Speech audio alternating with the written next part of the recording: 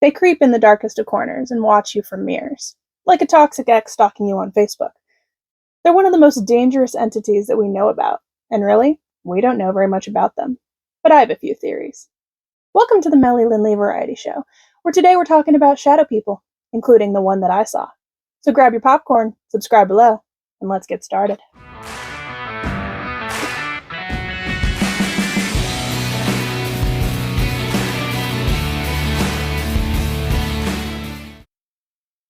Before we get to dive into the video, first we have to answer a question for those of you who don't know.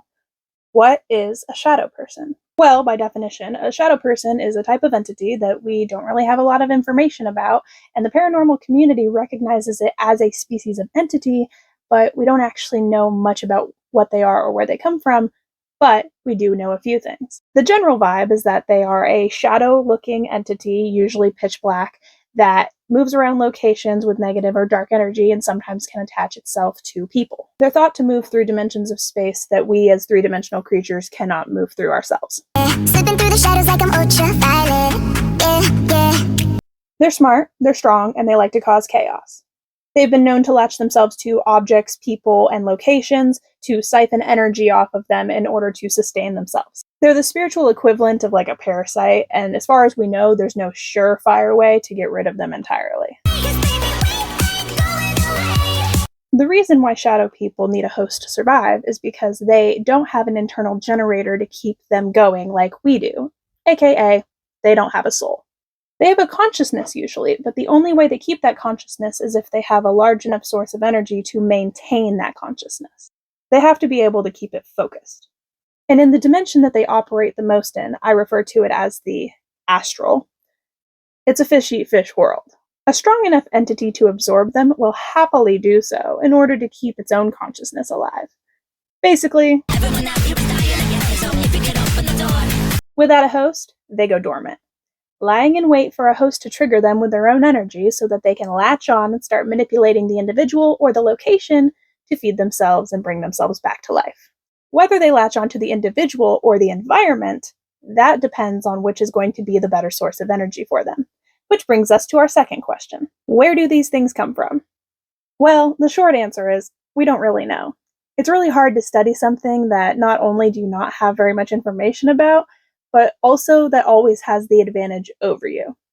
And they do have the advantage. They're like sharks in the ocean. If you're struggling at the surface to keep your head above the water, a shark swimming by might come check you out out of curiosity or to see if you're food.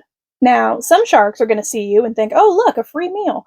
Other sharks are going to see you and think, ooh, well, that's not usually what I eat. Maybe I'll keep my distance. That snack looks like it might be able to hurt me. It honestly depends on the personality of the shark, or, in this case, the shadow person. Because yes, they do have their own personalities. Some of them are fairly docile and they only take what they need to survive. Others are very greedy and those ones want you dead. If you wanted me dead, I'd be dead. Yes, you would. But I'm not. Yet. Because if you're dead, they can not only siphon off that last little bit of your energy, but also off the massive amount of energy that the people who are going to miss you will put off while they mourn you. Those shadow people are the dangerous ones, the ones you want to stay away from. Because just like any other predatory species, humans are soft and squishy and we make great food. That is, unless we fight back. If you came here to kill me, clap your hands. See, their main goal is to scare you, because just like every other cosmic and astral entity out there, they feed off of the energy around them, be it something that we put out or something that's just naturally there. The shadow people, and many other forms of demonic or more demonic entities, they mainly feed off of three things: fear, hatred, and chaos. Now, I've said this before, but the number one thing you have to remember about shadow people is that their main source of energy is fear. If you aren't afraid of them, they can't really do much to you typically. Unless they're feeding off your hatred energy. If they're feeding off of your hatred, they've probably got their claws in you pretty deep. But the good news is, you can always fight them off, as long as you don't let them get in your head.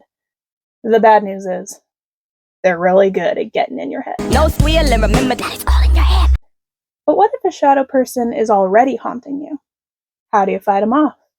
Well, Let's start with the triggers that make them latch onto you in the first place. One fairly common story that you can find all over the internet, it's on Reddit, 4chan, just Google it, you'll find it everywhere, is the story of the Benadryl Hat Man.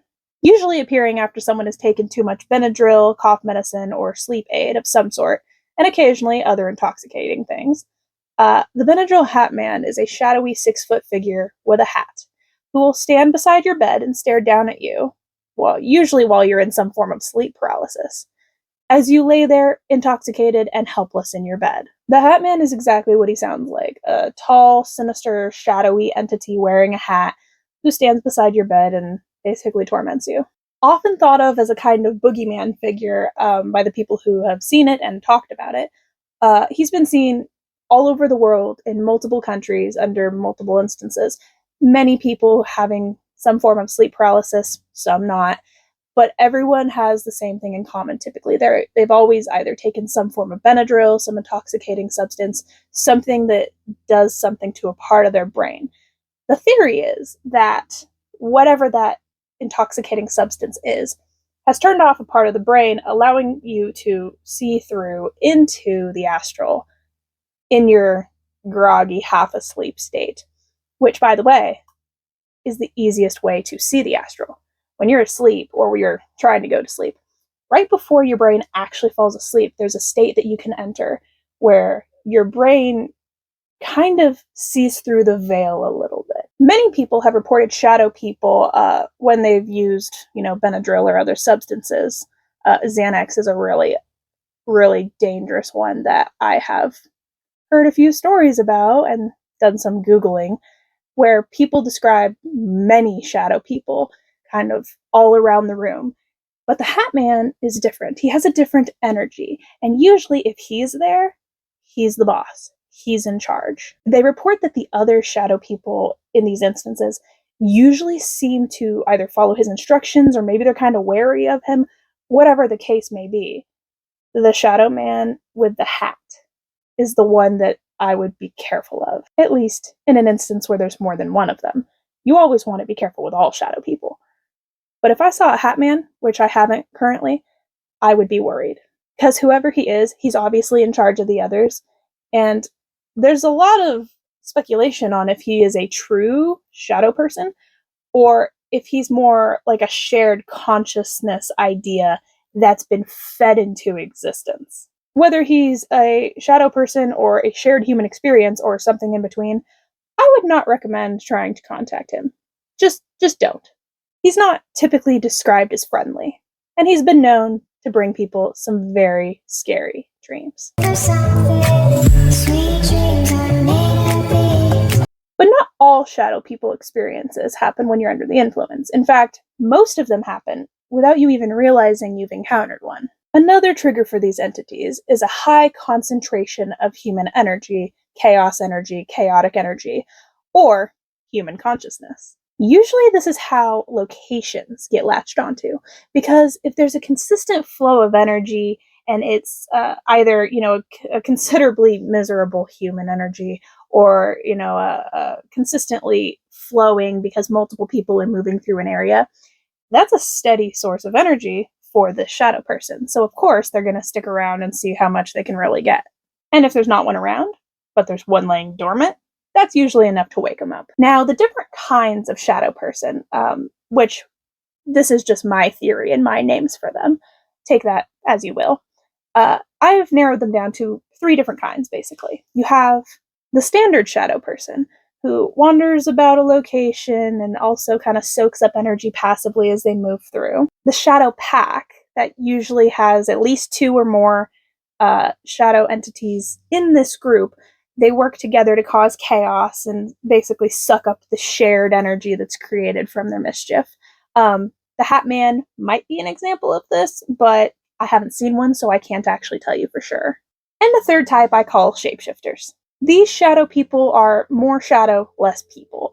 They're more demonic typically, and they are known to not only cause chaos, but they can actually do some serious physical damage to people. They typically have a more beastly nature, and they don't really give off human kind of vibes, like a lot of shadow people do. I call them shapeshifters because they often take one or more forms to try and scare you, usually things that the human brain has recognized as dangerous already in our evolution. So, like a big, large wolf or a giant spider or like a slithery snake going up the wall. Those are really creepy. Usually it's some form of intimidating animal that we've just identified as dangerous at some point in our lives. It's different for everyone. And the reason it's different for everyone is because they can kind of read your mind a little bit. So they know which is going to scare you the most. If you're not afraid of snakes, they're not going to turn into a snake. They're smarter than that. Knowing the 3 types of shadow person can help you to know how to react and how to respond properly in order to get them to go away the fastest. But the first thing you have to do is recognize what's happening and take control of your own fear. If you're scared, take a deep breath and say your protection prayer for whatever faith you adhere to.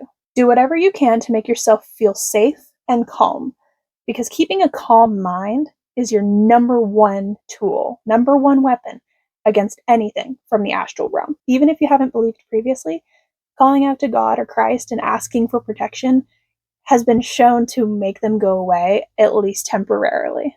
Which honestly should really say something about the power of Christ, but I digress. My go-to move is to put myself into a meditative state so that my brain doesn't panic over what my astral self is seeing. My angel that I refer to, Cosmic Number 1, taught me how to do this when I was very young in order to better control myself, control my fear, and help me to keep a calm mind so that I could think fastest in how to protect myself. Having a lot of practice in this is what has saved my butt a countless number of times.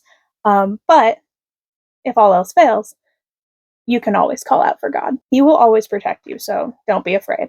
Grab a Bible or a holy artifact and pray for safety.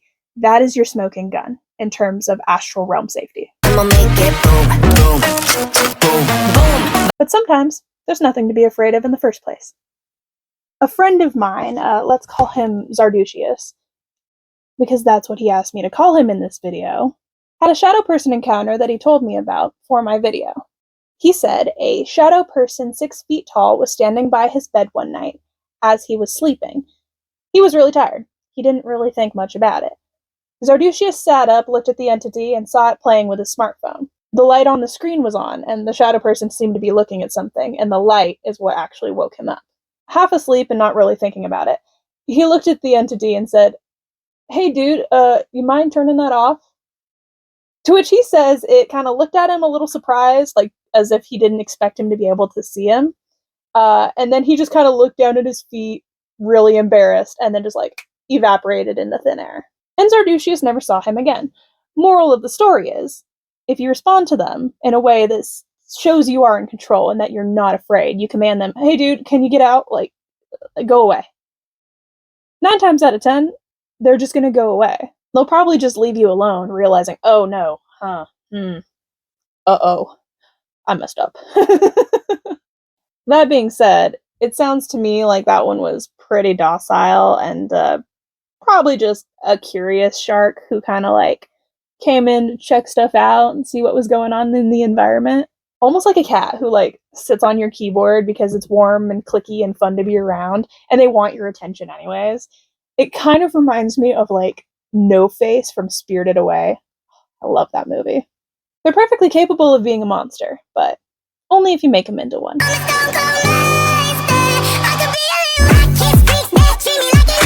I myself have actually had a recent shadow person experience that I've been really excited to tell you about. Mostly because this is the perfect example of what you should do in the event that you actually recognize that you're seeing a shadow person. Some of you who have been watching my channel the longest probably remember not too long ago when I went on that road trip to take pictures and videos for my future upcoming videos for you guys. Well, while on that trip, I passed through Fallon, Nevada, and no offense to Nevada, but they really are in the middle of nowhere. No wonder entities always gravitate to where the humans are out there, because there's nothing else. There's not a whole lot of nature. It's just straight desert. There's nothing energy-wise for them to latch onto besides humans and maybe the occasional animal. It really is just like a huge desert, but I digress. Anyways, the night we stayed in Fallon, we got a hotel room, and I won't tell you the name of the hotel that we stayed at, but let's just say it was a very comfortable suite. But from the second we walked in the room, something was off. Like, both me and my travel companion both were like, what the hell is that? Like, there was an energy there.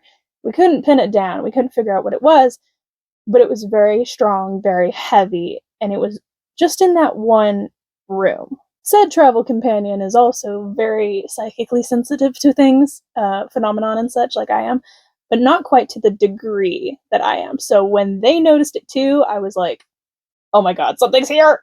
Something's here! Oh my god! And apparently the angels noticed it too, because they were on high alert the second my foot stepped through that door. They usually kind of keep an eye on stuff once they realize that I've noticed something, because that allows me to just kind of like tune out and not be a walking bag of schizo nerve. Because if you could see the things that I do, if you didn't know how to tune it out, they'd lock you up. Like, I'm surprised they haven't locked me up yet. These are my minions. I don't know their names. I don't want to know their names. I love that short. So we walk across the parking lot, we go to this awesome Mexican restaurant. Oh, it was delicious. We come back, we go swimming, we come back, we take showers, we get ready for bed. We're watching TV, right? And everything's, well, as normal as it can be. When I noticed something in the hallway, right in front of the door of the hotel room, across from the bathroom, in the mirror, there was a tall, slender, shadow person figure standing there so that I could only see him in the reflection of the mirror. I glanced at them once, realized what it was, did a double take, looked away, and then immediately looked at Cosmic Number 1, who was sitting on the foot of my bed, staring this thing down with every ounce of intention he had.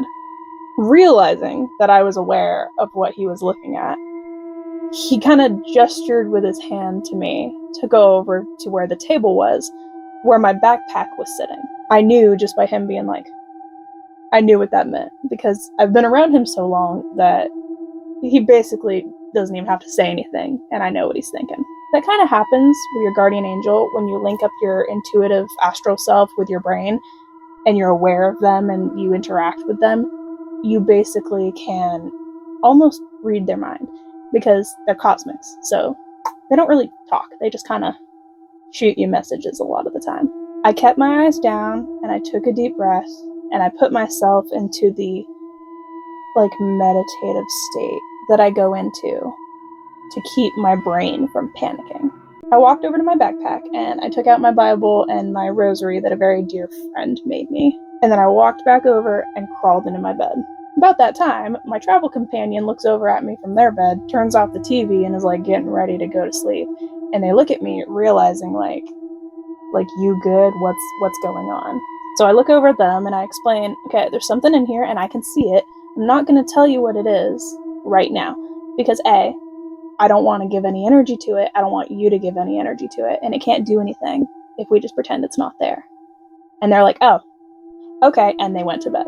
When we woke up the next morning, everything was chill. I glanced over at Cosmic Number 1, who was sitting in the chair at the table and had his nose in his book, and basically didn't have a care in the world. That was my signal that everything was calm, everything was cool, nothing was dangerous. I realized that morning that the shadow person was using the mirrors in the rooms to hop between hotel rooms and siphon off a little energy here and there from the guests without making such a big impact that people were scared and never showed up to the hotel anymore. They don't want to scare you away completely, because if they do, that's where they get their energy. That particular shadow person was using that hotel as its host. But it doesn't end there. The best part of the story is the next part. So we went to the lobby for breakfast later that morning, and we'd packed and turned in our keys and put our stuff in the car, and like we were ready to go. We just wanted to grab some food before we left, because we had a long day ahead of us. But while we sat in the lobby, I felt the same energy that I'd felt in the room the previous day.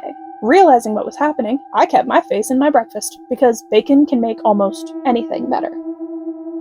Almost. As we got up to leave, the big screen TV on the wall that was playing the news suddenly like glitched and then turned off.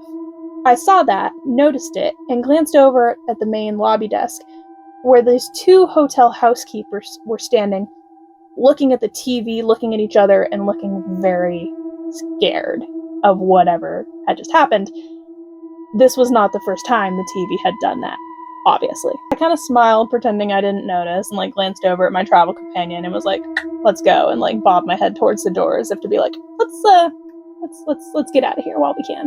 We stood up and we were walking past tables of the breakfast area, and we walked right by a table that had the remote sitting on it. Untouched, mind you. It was the table farthest away from any people, which, I don't know. Things happen, TVs glitch, but that wasn't it. One of the hotel housekeepers walked over to the remote, picked it up, and tried to get the TV to come back on. First click. Boom. Right back on. As I walked past her, I glanced up at the little hotel mirror so that you can see people coming around the corner and not smash into them. And when I looked in the mirror as we were leaving, I saw the shadow person standing beside her right as she was trying to mess with the remote and get it to turn back on. And it was facing me, not her. You would think like, oh, no, it was facing me. And it kind of gave me one of those. And I just smiled and kept walking and kind of giggled to myself. And as we walked out the main lobby door, I couldn't help myself. We walked out, and the second my foot stepped out of the hotel, I was like, out loud, I said, "Bye."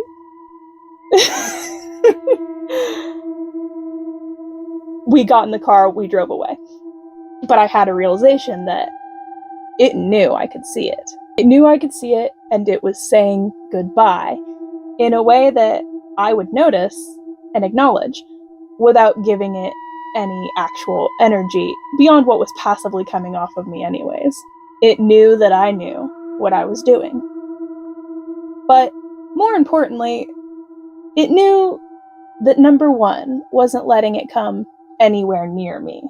It stayed a safe distance away. After all, even great white sharks are scared of orcas.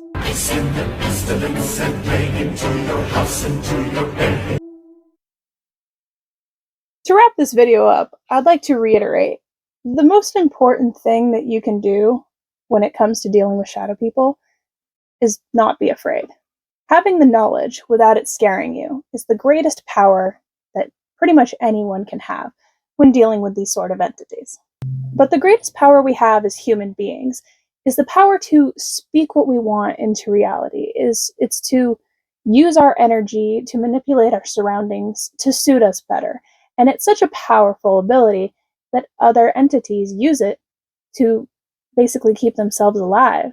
Now, regardless of them using us to sustain themselves, most of them are pretty harmless. Every entity is a part of the ecosystem, and I'm sure they play some part in that ecosystem just like any other animal would. But until we know what that part is, I recommend not messing with them, just until we understand exactly what they are, which might take a while. But if you're interested in the paranormal and explore it into the depths that I do, you have to know what dangers might be present in that new environment. Just like you don't go out in the woods without bringing something to protect yourself from bears, or you don't go into the ocean and expect the sharks to get out of your way.